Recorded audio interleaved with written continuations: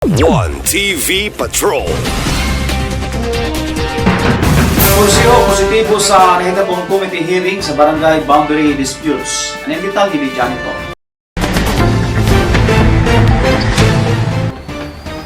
Gikalipay kaayo sa mga miyembro sa konseho sa Dakbayan sa Osamis ang nahitabong committee hearing sa Committee of the Whole niadtong Hunyo 27 labot sa mga barangay nga adunay bangi sa geographical boundary.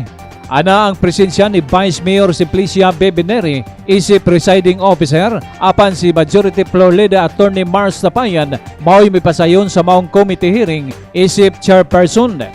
Present usab ang mayurya sa mga kapitan nga adunay boundary dispute sama sa Gango Maningkol, Katadman, San Roque El Triunfo, Santa Cruz 50th District, Banyadero Karangan, Mulikay Calabayan, Embargo Labo, Pulot de Maluna, Labinay Sinusa, Kapukaw Proper o Kapukaw C, Dalapang o Stimson Abordo. Gikuha sa maong committee hearing ang sentimento sa mga punong barangay kung nagkasinabot na ba o wala sa gipahigayon nga meeting ni Vice President Giancarlo Moralion. Adunay mga kapitan nga mikumpirmar nga nagkasinabot na o aduna usay pipila nga wala. Apan matud pa ni Majority Floor Leader Attorney Mars Tapayan nga nagkasinabot man o wala sa mga nahitabong negosasyon, wala kini problema. Gumikan kay adunay komisyon nga giumol ang konseho nga mao'y pinal nga mukuha sa mga sentimento o mga pangalan sa mga residente nga apektado alang sa pagabugnaong proposed ordinance. Ang maaprobahang ordinansa sa konseho mao na ang matuman, musugot o dili ang mga kapitan o ang maong ordinansa mao'y gihulat sa Philippine Statistics Authority alang sa deadline sa pagsubmitar sa survey sa probinsya ngadto sa PSA Central Office sa Kauluhan sa umabot nga Disyembre nining tuiga. O gibigay sa PSA ang conservan nga sugda ang survey sa Osamis karong July this week o buwan ang tanang populasyon sa Osamis kada barangay punya mahuman na karong December isapin na sa ilang i-office ang data sa pamilya survey sa Osamis. Punya matulong sa PSA ang barangay na dunay boundary dispute na ina disputed, no? Yang pun sa barangay, yang pun sa barangay.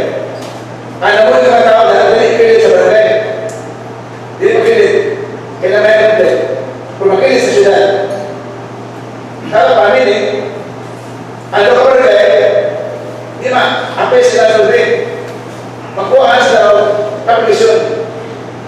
Kaya kapilisyon, muna bisis sa atong kandidat sa question sa buwis sa unang ira ito rin niya ira tapos na tax allocation sa karangan ng Bulikay ako insist ko kay every time mag-perma ko hindi pa niya permahan kay nabiluman sa Bulikay so ako yung waon ang nasa Bulikay ako yung ako nasa Bulikay Attorney Mars, pwede rin mag-sipol sa Bulikay pero siguro sa binuhat sa Barangay Calabayan na kung kinahalang na ito sulit kayo, go! Isang kutang pa rin mga barangay na gumawa ito sulit kayo, wala problema.